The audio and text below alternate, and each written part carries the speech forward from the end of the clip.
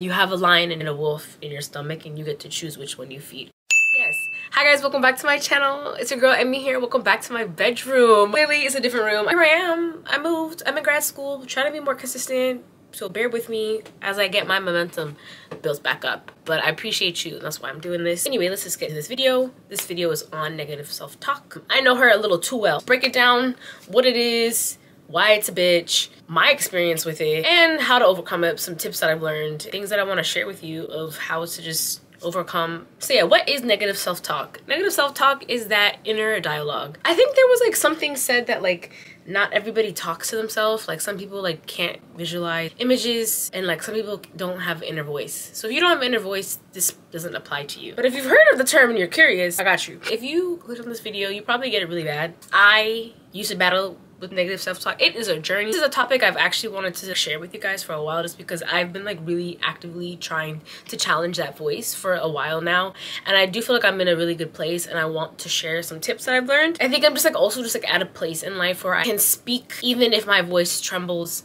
speaking up, like opening my throat chakra, saying how I feel, telling people no, telling people fuck you. That's taken me a while to get here. A big part of what has gotten me here is beating that voice of negative self-talk. So our brains, it wants to protect us, right? I love to bring everything back to childhood trauma, and that's kind of what I'm gonna do in this video. I just want you to know that like negative self-talk, first of all, it's not you. You're not crazy. These are voices that other people have put on you and made you believe that you're something that you're not. There's other people's limitations that they've put onto you, and internalizing that might have been a protection mechanism for you in the past or in childhood or whenever this first started. But I want you to know that this serves no purpose anymore. Having this voice that is being hypercritical about yourself makes you doubt yourself, that just like makes you feel like you're not good enough, whatever it may be, all of the above. Also, like it's just so detrimental to your like your self-esteem, how you see yourself, your confidence, and like all of these things, your mental health, your emotional health. All of these things are really connected. It's just all about unlearning. It's all about unpacking. It's really about, again, healing that childhood trauma. I'm saying this because you have to separate yourself from the voice, and you have to separate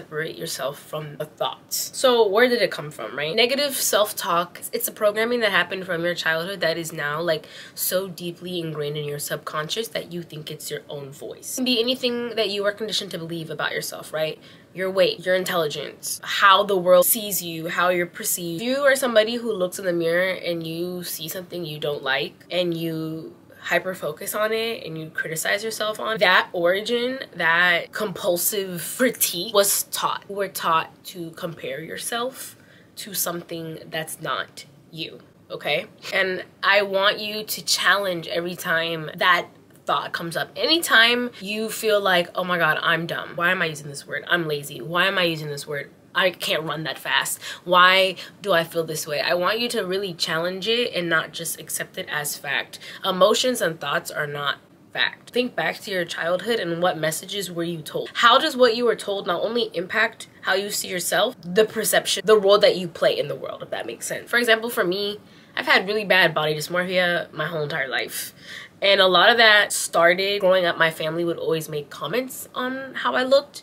I never really thought anything of it. I was one of those kids who just like was very tomboy, whatever you want to call it. I wasn't really thinking about these things. I was conditioned to hyper focus and be critical of how I looked, because clearly there's something that they're seeing that I'm not seeing. I wasn't focused on the negative. They were, if that makes sense. Every time now as an adult, when I get in that moment of body dysmorphia where I look in the mirror and I see something that I don't like, letting that external voice, I'm letting those family members, I'm letting anything in the world that has told me that I am not beautiful the way that I am, I'm allowing that cycle to continue every time I look in the mirror and agree with that voice. What I'm really trying to get at here is like, it's an echo that lives on. Every time I say, hey, I don't like the way I look. Every time I say, hey, I'm not that smart, or I can't run fast, or I'm not good at math, or whatever it may be, like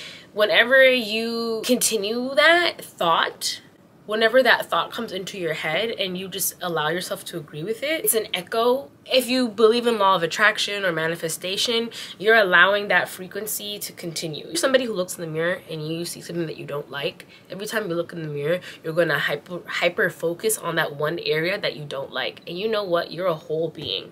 You're a whole person. When you're out and about in the world, nobody is hyper fixating on this one little portion of your body. People are looking at your whole being. And you know what? It's easy to be somebody who is hypercritical, be hard on yourself, how you look, and think everybody is looking at you that way because you're so hypercritical on yourself. And I want you to know that that's not normal. And a lot of people, majority of the world, they don't think this way. Negative self-talk, it can be harmful and it can also be detrimental. Like, and when I say it can be detrimental, what I'm saying is negative self-talk can become so extreme to the point where it creates anxiety, it creates depression, where it creates eating disorders. Like, that voice gets too loud, and that voice is not your voice. That is a limitation that somebody put onto you, somebody else's perception of how the world is, somebody else's perception of you. That is a limitation that somebody else has put onto you, how they see the world, how they feel about themselves.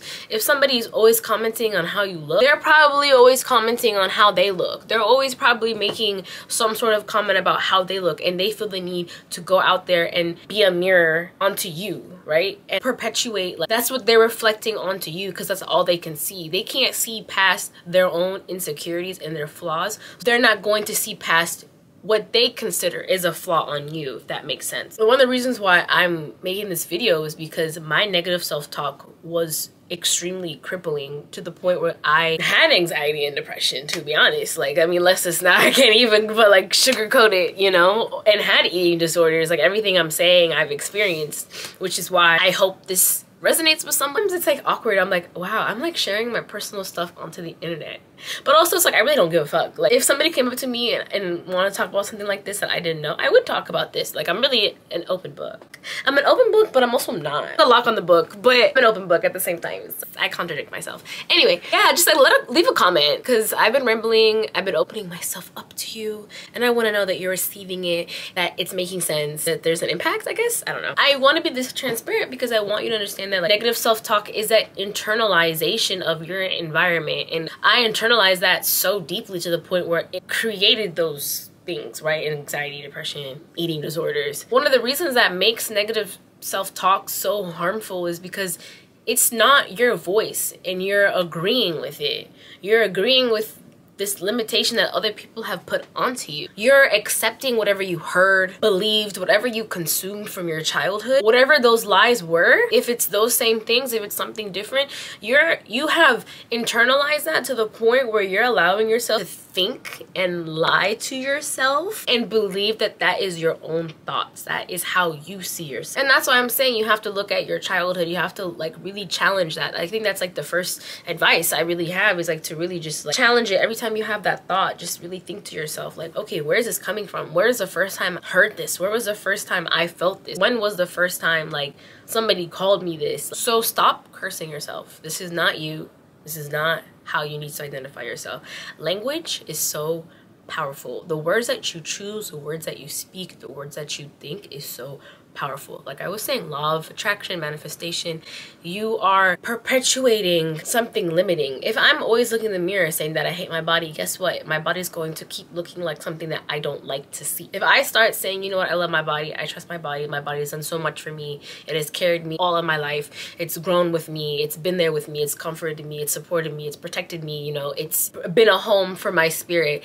Once you start talking to yourself like that, how can you hate? How can you look in the mirror and see something that you don't like when you know that your body has done all that for you? So it's the first, I guess the second or first thing I want to say that it's also is really beneficial with beating negative self-talk, to identify that it's not you. And one thing that actually helps me a lot, and it might sound a little silly, is like giving it a character, giving it a name, giving it a voice, treating it like it's not me. So that way, every time that voice comes in and it's a little gremlin, that's what I like, or something like high-pitched, something annoying, something like, oh my god, you look so bad in this. You really think you got the right answer on this test? You really think you ate with that? Like, no bitch, you didn't. Once you start, it's I'm sorry, like once you, like every time those thoughts come into your head and you make that voice, how can you take it seriously? How can I take something that is going to talk shit about me seriously? That voice is weird. Like, or I give that a name. Like, not to sound like some multiple personality type, no shade, no tea, but I'm not trying to say like, oh, give it a name. I give it a name, Felicia, because bye, Felicia. Like, the fuck? Like, I don't need to like listen to you. I don't need, like, bye, like, you can go now. You know why negative self-talk hurts so much? Because it's not your voice, and you know that, and that's why it can lead to those crippling things, because it's like there's, you know, this isn't you, you know, this isn't what you want for out of life, you know that you deserve more, you know that like this is a weird situation that I'm in, because it's not your beliefs. Somebody else put that onto you, just like that other person who put that onto you. That's not their belief either. That's why they're so mad at the world. They have to go out here and nitpick people. And that's why I was out here nitpicking people, because I wasn't happy in myself. Once you can separate that voice that is not you with you, it makes it a lot easier to start this process and not getting it confused with your own thoughts, because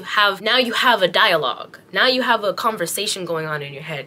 Though there's like some African proverb, it's like you have a lion and a wolf in your stomach and you get to choose which one you feed. Okay, the lion can be voice that's you, and the wolf can be the voice that is the negative self-talk, right? Which one do you want to feed? With your words, with your thoughts, with your actions, which ones are you feeding? If I sit here all day and mope and say I don't like this, I don't like that, which one am I feeding? I'm feeding the wolf. If I look in the mirror and say, you know what, like, I'm grateful for this body, I'm grateful for life, whatever it may be, you know what's gonna happen? I'm gonna feed that lion. And it's a journey. It's not gonna happen right away.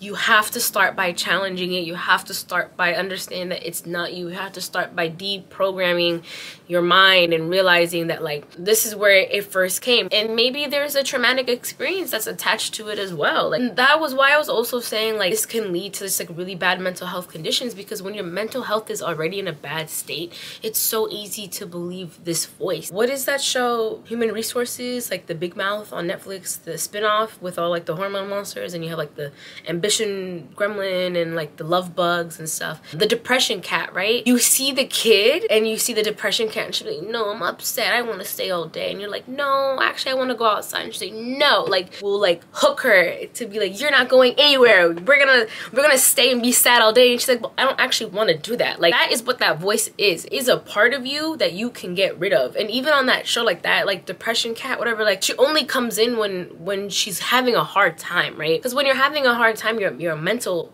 state is already, you're vibrating at a lower level, and it's easier even for like negative spirits and stuff to like, that's why I always say keep your room clean. Don't go to bed with a cluttered room. Try to keep your body clean, try to shower, try to keep your mental space clean, because all of these things, like if you don't do all of those, like for example, if you're like having a, like when your mental health is bad, you don't shower, you don't clean after yourself, you're not doing these things, right? And you know what happens? It's easier for these entities to come around you and keep you in this state, right? They thrive off you doing bad. I don't want to be like they only come when you're doing bad, and I don't want to scare you in that way, but I do want you to realize there will be things that will try to keep you in this state, just like that cat. You know, it's trying to keep that girl in that state. Even if you just want to call it, like when that negative self-talk comes in, if you want to call it depression cat, if you've seen the show, I don't know exactly what the cat's name is, you can leave a comment down below if you want to let me know. Like, you know what, like even on that show, like it's not you. It's an extension of you that is your trauma and your past and that pain. And it's an extension of you that you can ball up and throw it away in the trash. Physically calling it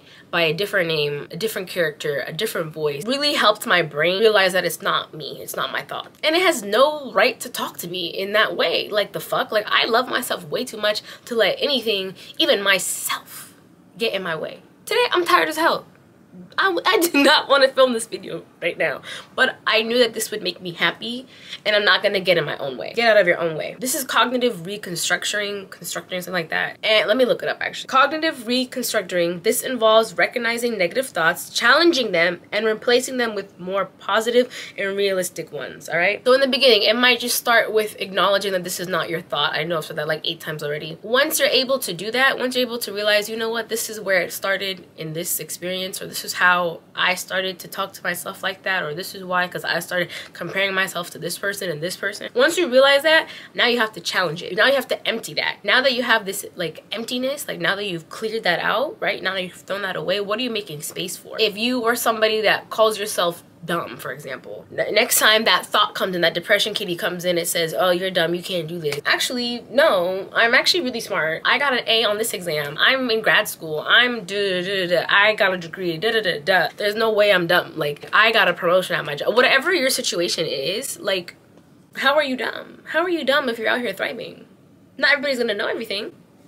Everybody makes mistakes. Even if you make a mistake, you learn from it, right? Does that make you dumb? No. Challenging this voice will give you so much confidence. And it is a journey. It is a journey. Okay, improving your mental health is a journey. It can only happen with self-awareness. You have to understand why this thought is here and where this thought came from. When was the first time you heard that you weren't smart? And you have to test it. That brings me to my next advice, affirmations. At first, I found affirmations a little corny. I would just like sleep listening to affirmations. Like, I like to sleep to like meditation music or like ocean sounds.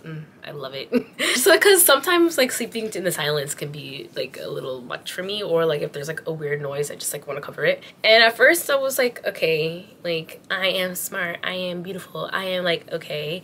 But after a while, it really does sink into your head, and you'll start feeling different when you wake up in the morning, like especially if you sleep to it, or even if you want to start your day saying it. In the mirror, that's another way to do it. Look in the mirror, look at yourself in the eyes, and you know, just speak life into yourself. Whatever works for you, whatever your thing is. If you have a body dysmorphia type thing or a physical thing that causes this negative self-talk, I definitely recommend looking in the mirror and just like start by saying things that you like, that you see. It feels awkward in the beginning, but you just have to push through it. Giving praise to yourself shouldn't feel awkward. And if it feels awkward, why does it feel awkward? You're doing something that makes you feel good. You're doing something that like is praising you, and you deserve that.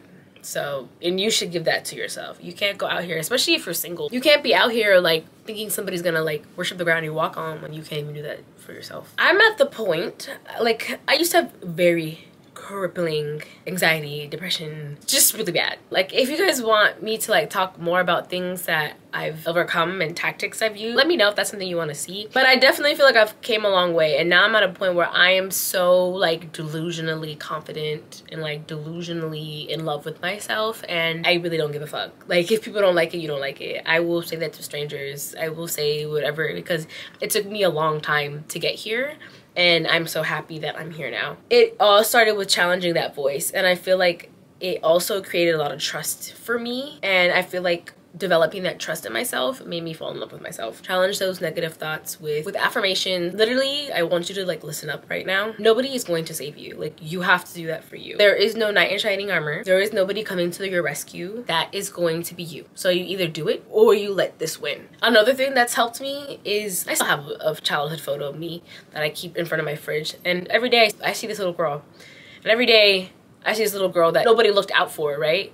And every day now that I'm an adult, I am reminded that I am that person for her, right? You are that person for you. You are the person that you never had. Knowing that you are that person that you never had, how dare you allow that hurt to continue? Pull up a photo, make that your screensaver. It really does work. Something about seeing yourself, seeing negative self-talk, a lot of times it does come with like a lot of abuse, a lot of childhood trauma, like a lot of like things that fucked you up, right? So yeah, keeping that photo, it'll be a daily reminder for you. Be there for you, you know? Like seeing that little girl, like seeing that little boy, that little non-binary kid, whatever you identify as, like, I don't know how else to explain it. Just like, just do it, see it. When you see it, it's gonna make you wanna do better. It's gonna make you wanna show up for yourself. You have to save you, and like you are not in the same position that you were in back then. You can change your life around. Trust me. Beating negative self-talk, you can't heal in the same environment that made you sick, right? This might mean you have to take a look at the people you have around you, where you live, the job you have, the friends you have, the family you have, and you might need to pull back. You might need a new job. You might need to move. You might need to distance yourself from some family. Who are you spending your time with? And who reinforces this? Who talks down to you? Like when, let me sit up for this. If you're somebody who has crippling negative self-talk, you know what that is? That's a sign of low self-esteem. Narcissists can smell that on you a mile away. A mile away. If you are somebody who radiates the odor, the aroma of low self-esteem, there's people in your life, whether it's in your job, whether it's in your family, whether it's in your friend group, whether it's the person you're dating, they are taking advantage of it, whether you realize it or not.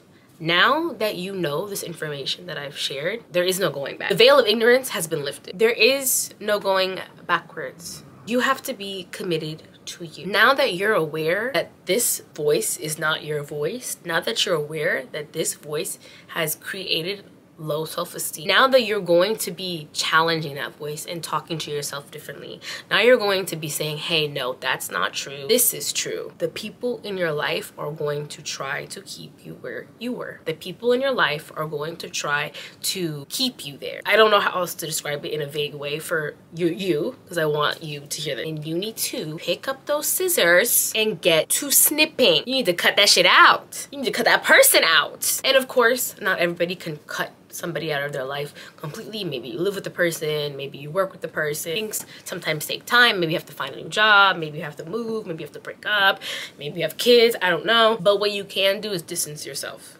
What you can do is focus on yourself.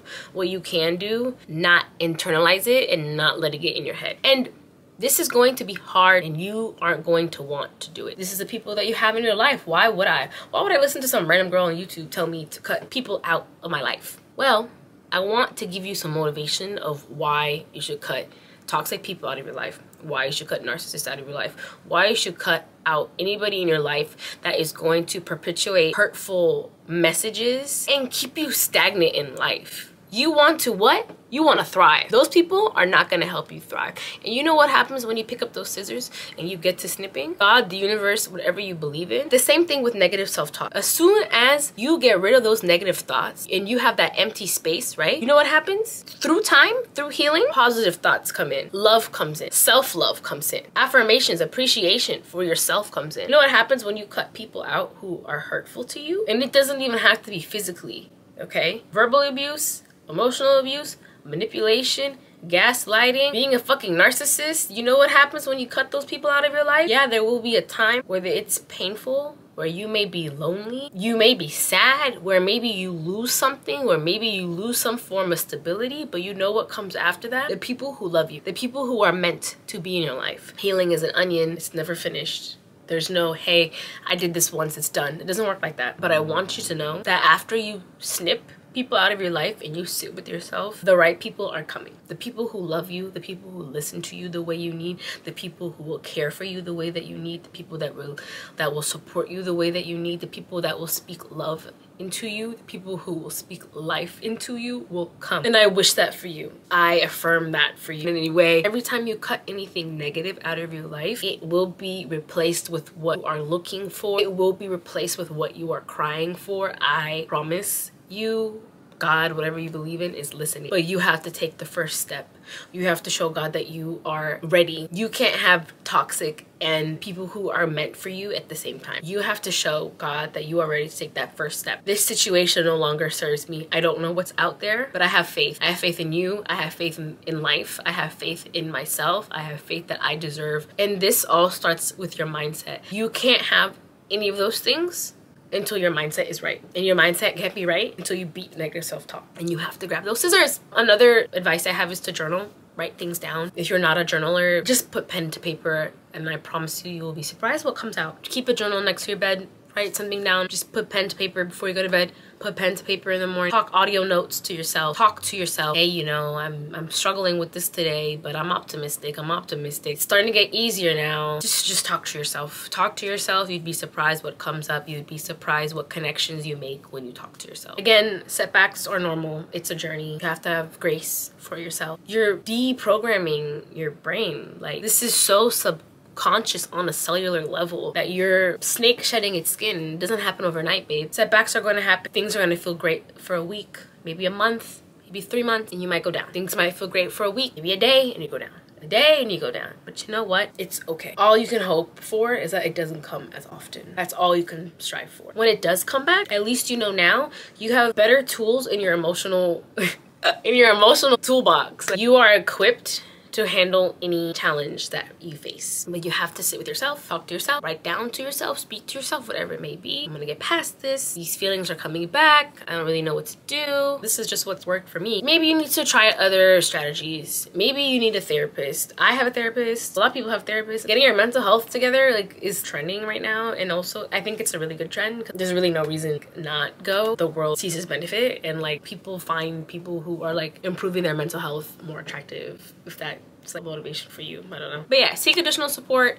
Turn to your community, turn to your religion, your spirituality, whatever you believe in. Oh, spend time in nature when you're in those low periods. That's really helpful. Go on YouTube, listen to other people's stories. You know, if you feel like you don't feel comfortable talking to somebody, go on YouTube. People share everything they've been through on YouTube. You know, you'll find your community. You'll find people who may have been through the exact same situation as you. And maybe sometimes just hearing somebody else talk about a situation that you've been through from a different perspective, you'll hear new things and make new connections. I think the last thing I'm gonna say is like, just have the positive mindset, be optimistic. Having a positive mindset when you deal with negative self-talk, it's not natural. It's going to take a while to build. But once you build, it gets easier. I promise you. I promise you that. Like, literally, I'm so delusional. Not even like the, oh, delulu. Because like, in my world, I'm perfect. Of course I have flaws. My flaws are also perfect. Okay.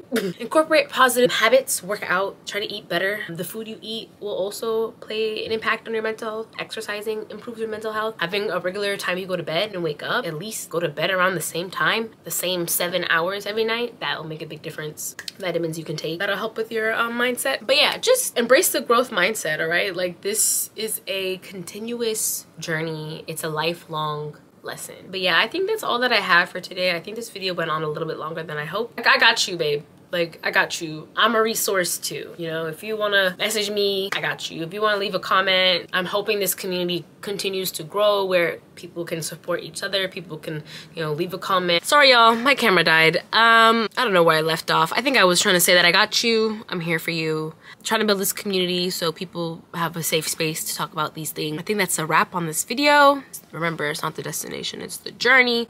If you found this helpful, share this video with someone that you care about, and subscribe to my channel if you're not, especially if you made it all the way to the end. Hello. Have a great rest of your day. Stay golden, stay safe, and remember, do the best you can. Do the best you can with what you got.